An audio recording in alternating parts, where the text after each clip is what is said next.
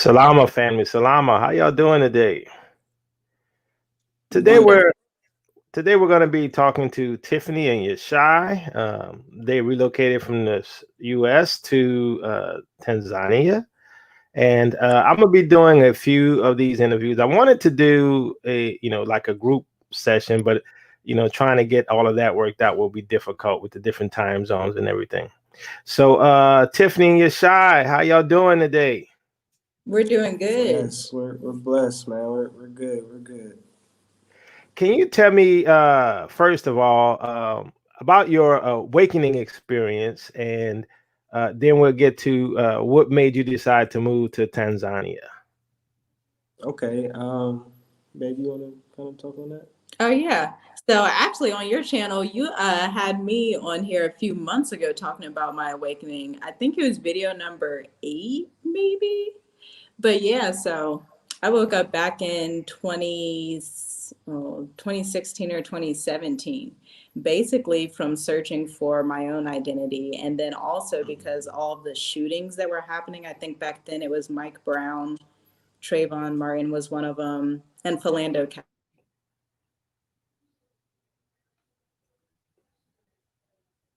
Yeah, hello. Can you hear me? I hear you now. Yeah. Oh, okay. It was like I was asking the Most High, why is this happening to our people? Why is this happening to Black people? And so he began to slowly reveal to me through historical research, but also through Farrakhan. So I used to listen to him, and he was the first one that told me that we were the Israelites. And so I just started doing more research. Back then, I was Mm. reading From Babylon to Timbuktu. That was one of the books that I read to learn who we are. And I just prayed to the Most High and found Deuteronomy 28. And from there, I was sharing it with my husband. And yeah, we just kind of came in the truth together like that. Yeah, yeah, it's a blessing, and also, your videos also kind of helped us too. We kind of been following you for a while. So it's different people here on the internet on YouTube that spread the right knowledge and understanding that people can get. So yeah, your channel, other channels been helpful also. So how did you all get to the point of the awakening where you were like, okay, I know we're the people now, and to the decision of moving back to the continent, and how did your families deal with that? Yes, that's a good question because I was just gonna bring that up also. Um, so like at the beginning, you're very excited to know who you are and the bloodline that you come from and things like that. So you're excited to share the knowledge that you have to your family members and things like that.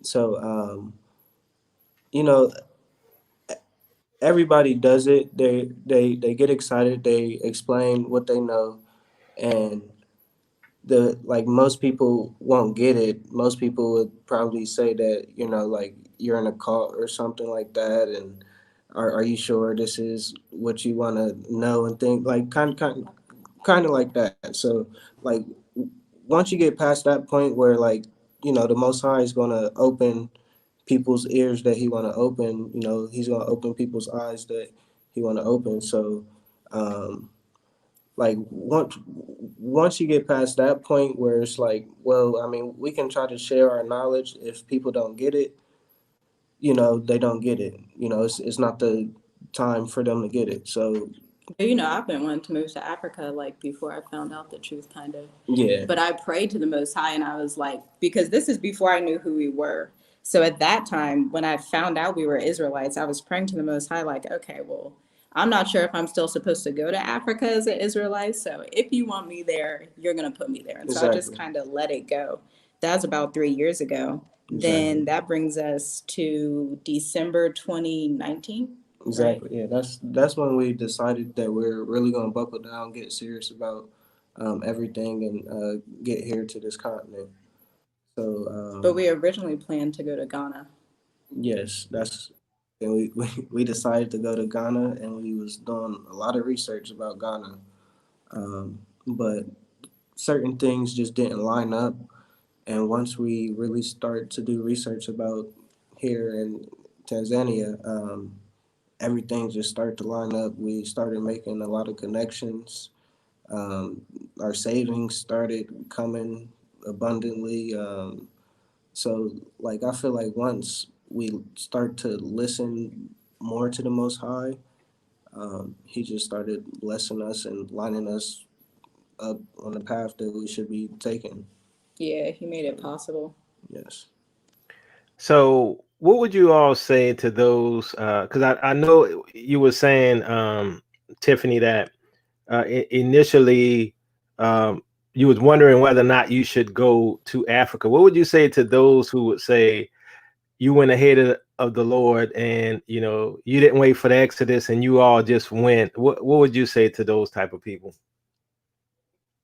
I would say pray and fast and seek his face. He will definitely tell you when he wants you to move and if he wants you to move. And he'll even present the right scriptures to you. Like certain Bible verses just started popping out and saying, flee Babylon, get out of Babylon. If I give you the ability, then you're able to get out. And that was a major factor as well. If he says he'll do something, then he'll do it. And if you believe that, he'll manifest it in your life. So it's just a matter of what you believe and what you think about the prophecies that he's already put in the book. Because if anyone does want to get here, then Yah will definitely make it possible. But if you don't want to leave the Babylonian system and if you still want to be in captivity, then it won't be possible. Yes. Yeah, Tanzania is our first choice as well, my brother and I. If we ever get out of here, it's not that easy the older you are. I think the younger you are, less responsibilities. Not saying it's not difficult decision because it's still difficult, but the older you got, older parents, stuff like that, that makes it difficult. So let me ask you all this question. What do you all think? Because see, I see things a little differently than a lot of people. Like, some people say, well, the Exodus hasn't happened yet. We're all not able to leave yet. We don't have passports. We don't have money. We can't get out of here, which is fine. And I think it's like you all said, if you have the ability, then you can leave, right? When it comes to the awakening, one thing I see, and I want your input. One thing I see is everyone's being awakened, believers and non-believers, right? And so I noticed that many of the people who decided to up and leave, are really not believers, right? They're into Kemet or Vodun or ancestor worship or New Age. All of these are the type of people that seems to be up and leaving. But I don't see too many Israelites on the YouTube and with channels and stuff. What are your thoughts on that? Exactly. So I have a few thoughts on that. One, when Yahusha commanded, and I think Paul even said this as well, commanded us to go out and preach the gospel to all nations so that we might fulfill the kingdom through him. So that's a big part of it, leaving and going to do Yah's will. But another part of why Kemet and ancestor worshipers are coming out, most of these people are African Americans and are Israelites, but they don't know it. So there's a verse, and I believe it's in Zechariah. I'm gonna have to find it. But he says he's going to bring out his people into the wilderness to plead with them for the last time.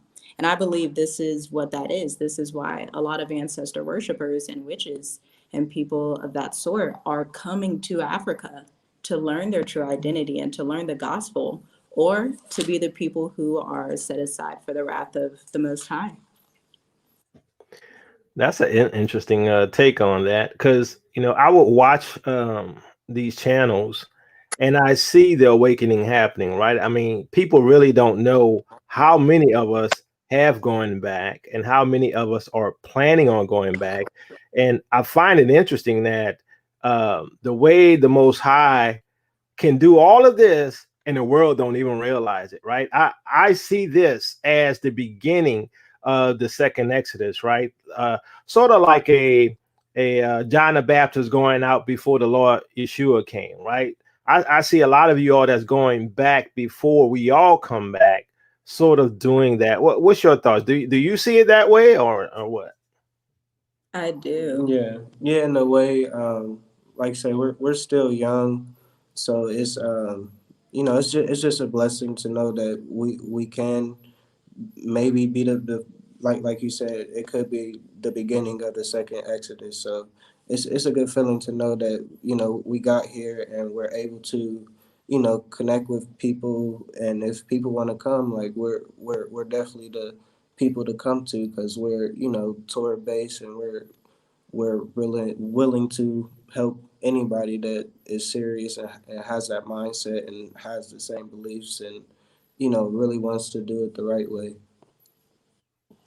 I know there's a brother. He's in Ghana. I think he's an Israelite. He never really talks about it too much. I think his name is Miriyasu, and he has like grows a garden and composts and does all of that type stuff.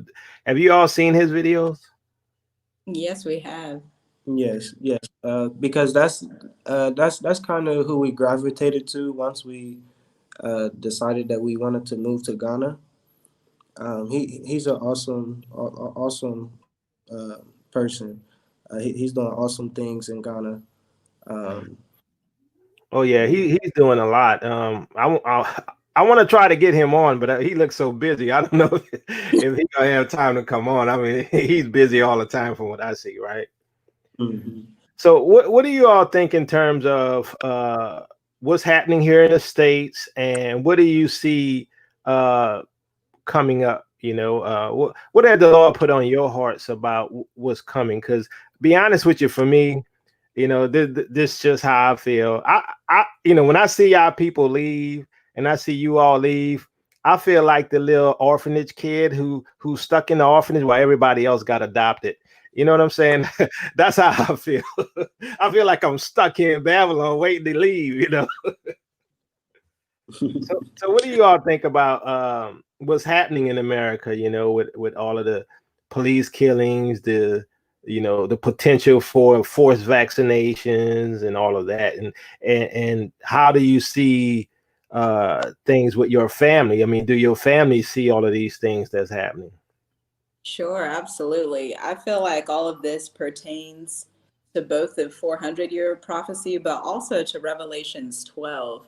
The persecution on the bloodline descendants is getting harder. And even more than that, even, the Gentiles in America have it pretty bad as well. And that's just judgment from the Most High.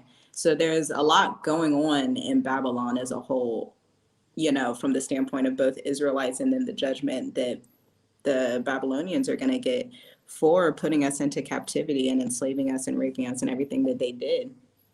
So I don't think Babylon is the place to be right now. Definitely, especially with the fires going on. I've been trying to kind of follow up with that, just watching YouTube clips and things like that. But to me, I definitely see the destruction of Babylon. And even with the idols, I think they were tearing down idols a few months ago, like the Black Lives Matter people. Yeah. And we know they're not, And some in truth, but there are a lot of idols coming down, which was interesting because we know what the 10 Commandments say about idol worship. And our family was actually more supportive than I expected. Yeah, they definitely understood why we was basically moving by faith. So they got that part. And So your mom and dad's they're cool with it? So my dad actually passed away when I came in truth. And it's funny because before he passed away, I told him, like, Dad, I'm going to move to Africa. And he was like, all right, you can do whatever you want. And, then he passed away from a stroke. But ever since he passed away and me coming in the truth, I just felt like I could only listen to the Father. And, if he tells me to go, I'm gone. Exactly. But my mom, she actually wants to visit. So her and my brother, they turned in their passports. I don't know if you guys know this, but like passport waiting times right now. I don't know if it's better now, but when we were getting our youngest son's passport, it took about 4 months. Yeah, so they're trying to get their passports to come visit. Yeah, I was trying to get my wife to get my son's passport for like 2 years, right? And but I couldn't do it because during that time I was ill. So that's why. Because I told her the other day, I said, "You're lucky you didn't get it, because we be gone, right?" Right.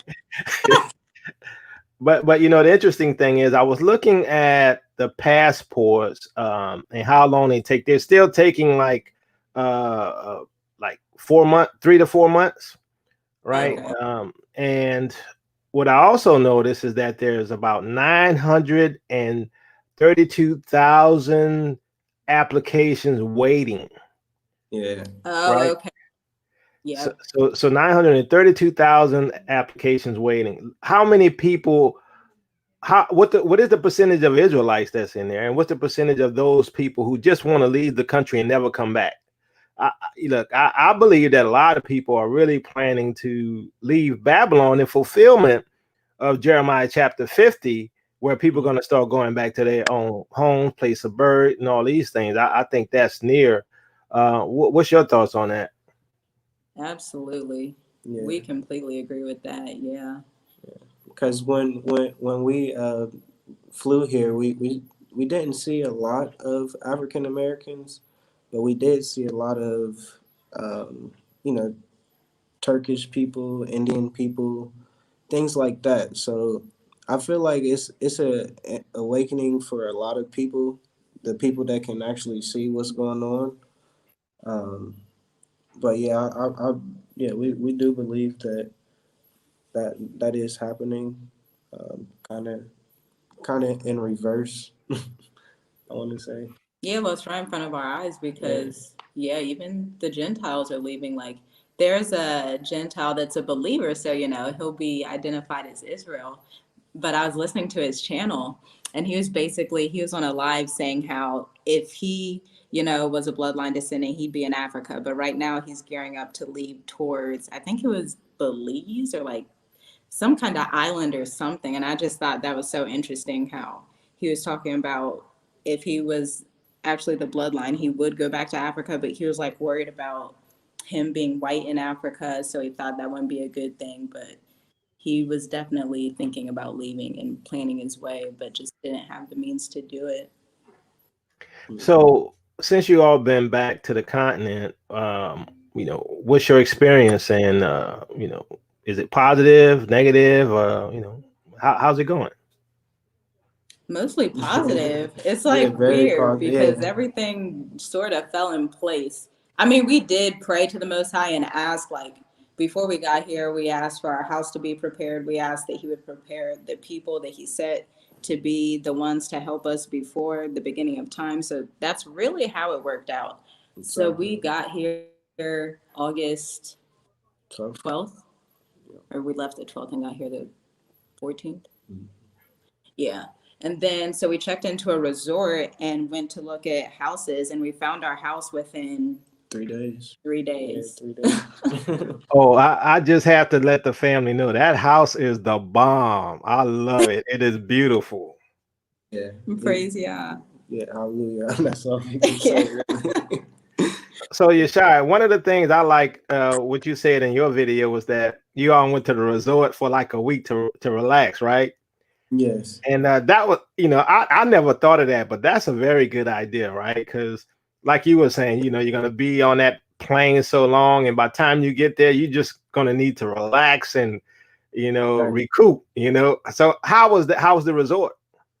Oh, the resort was beautiful. The first night we got there, it was right by the ocean, so we can hear the waves crashing. We fell asleep just so beautifully. Because usually we throw a meditation on or something like that, but it was just so beautiful just to hear natural waves crashing, and oh man, it was just beautiful. But the resort, it is a good idea because when we got here, we did not know any Swahili. Um, so the resort was very helpful when it came to the workers there because they spoke English. Um, so that was very helpful. Um, the people, the whole environment is just it's really like family. Like they really treat you like family.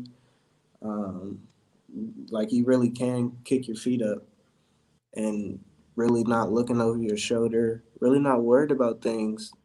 Like I said, we have three children, and um, it's just like in the States, we like I feel like I'll have to kind of stay right by the window to watch them play outside because you never know what can happen. But here, they can just run free, and the person down the street, they're gonna treat them just like their own kid.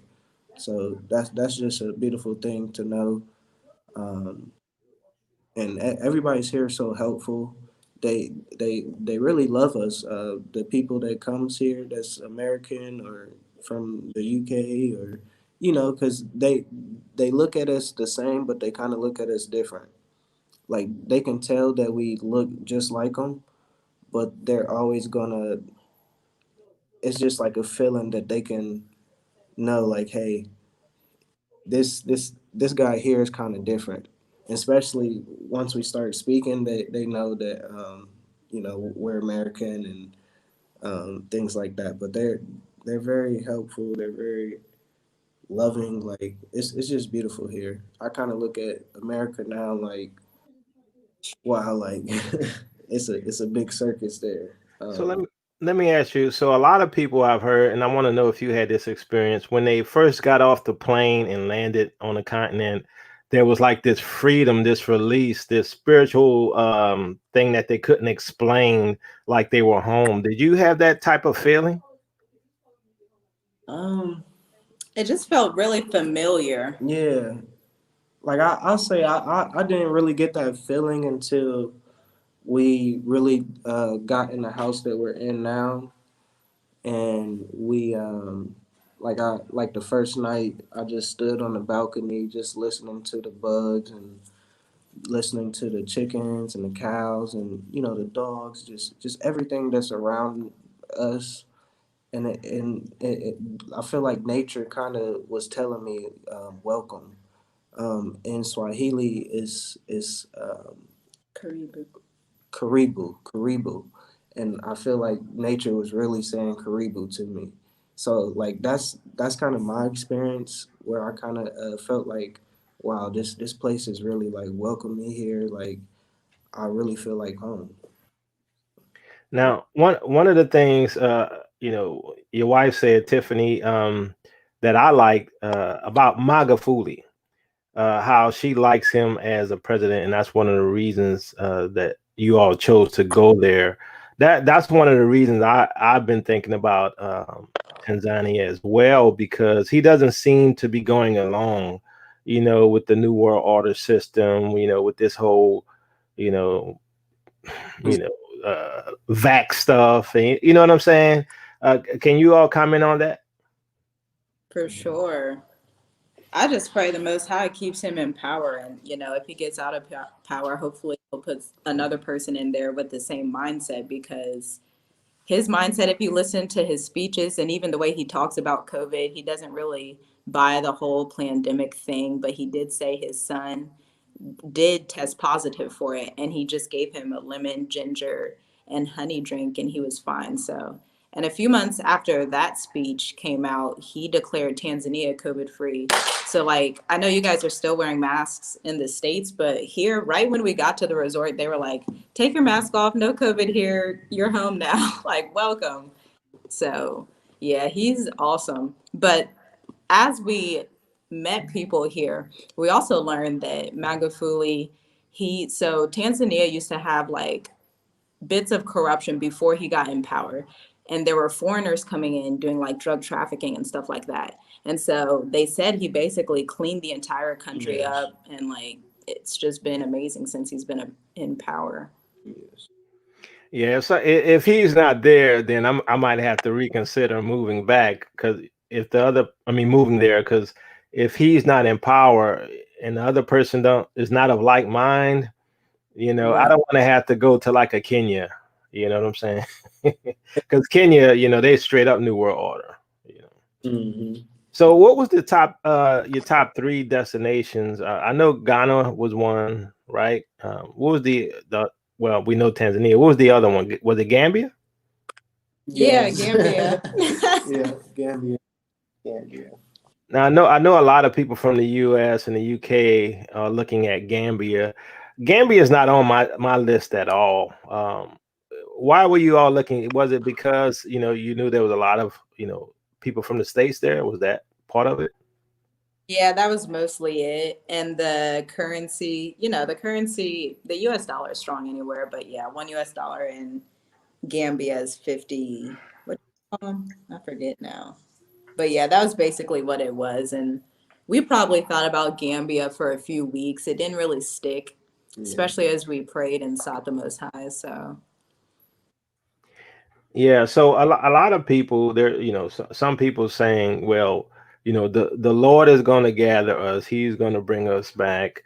To me, I'm of the opinion that it's already happening, right? You can't put God in a box because you don't know how he's planning it. Like to me, the desire to leave and the desire that's in everyone's heart, regardless, right? I mean, because it seems all of Israel had, well, not all, but much of Israel has a desire to leave this place, which I've never seen, right? I'm not young, and I've never seen this many people looking to leave forever, right?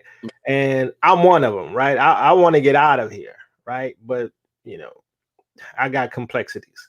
But to me, I don't think anyone should fault anybody because they feel that God told me to leave because God told Abraham to leave, right? So Yes. just because God ain't tell you to leave, right? They may have told that person to leave. They may have told you to leave. How would you respond? exactly what you said about Abraham, he said, get out from the country that you're used to and go to the land that I declared for you. And so he just acted on faith. And that also reminds me, I think it's Hebrews 11:1. Yeah.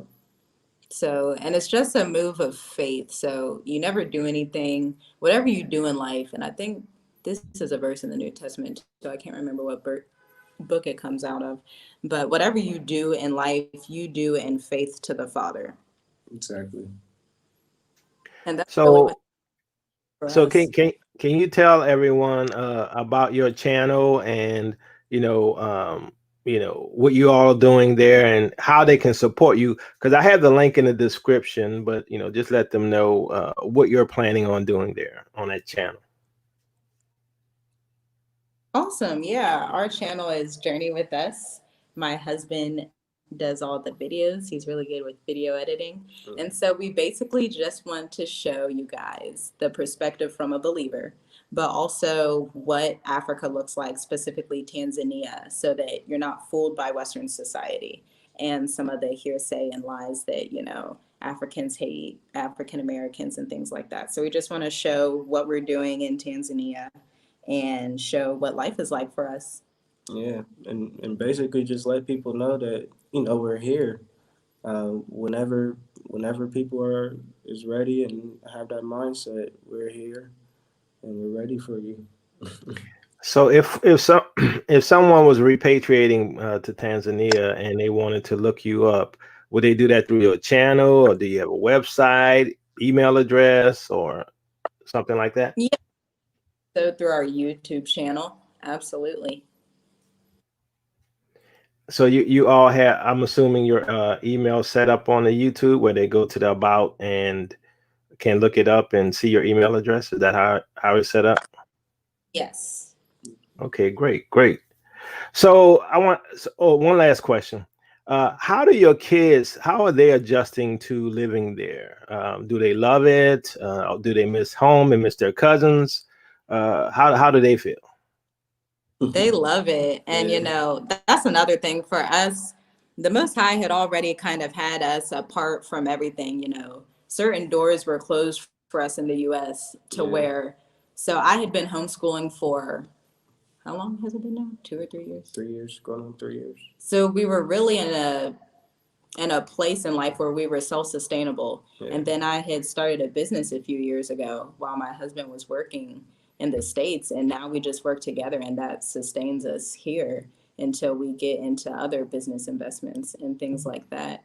Yeah, exactly. Yeah, we're definitely trying to make connections here to start businesses that can employ locals here that can give them a better life or we have resources that can help them. They definitely have resources that can help us. So Yeah, but the children. So I always played jokes on them.